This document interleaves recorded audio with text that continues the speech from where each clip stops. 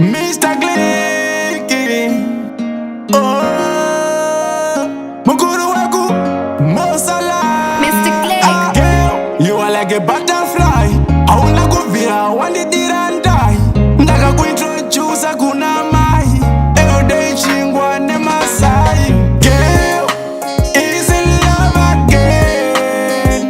Mama sita, jauno ita. Mulife ndiwe chete unondifita. Saga girl, is in love again. Signorita, jauno ndita. Love yako sha, inongo testa. Rudo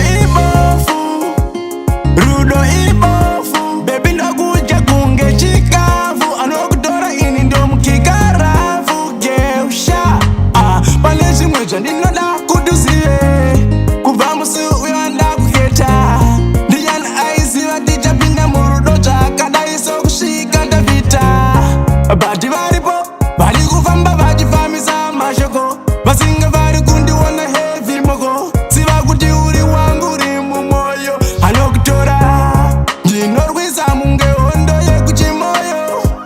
Ndodirisa vanhu kunge masvingo ekujeriko. Ndofara pachaitwa muchato. Girl, is in love again.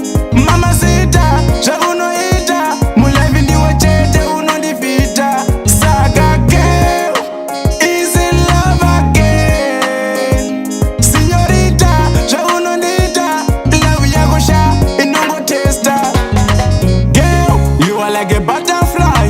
Hauna kuvira wandidira ndai. Ndaka kuintroduce kuna mai. Everyday chingwa ne Masai. Bobo vanhu vanoda kuketa. Kuti chije kaita tikomecha. Azvina basa, vakasasa. Matsaga, inadimboumba chato.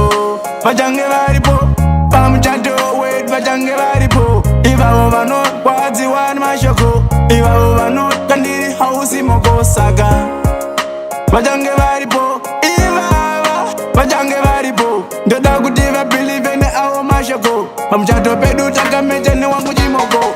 Girl, is in love again. Mama sita, zvaunoita. Mulife ndiwe chete unondifita. Saka girl, is in love again. Signorita, zvaunondita. Love yako sha, inongo testa. Rudo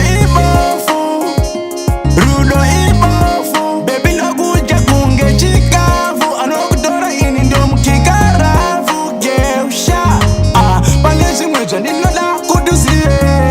Kuva musu uyanda kuketa. Ndiyan aizi watija pinda murudo chaka. Daiso kushika ndavita.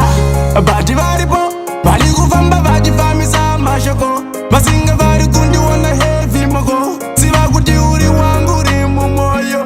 Anokutora ndinorwisa munge hondo yekuchimoyo.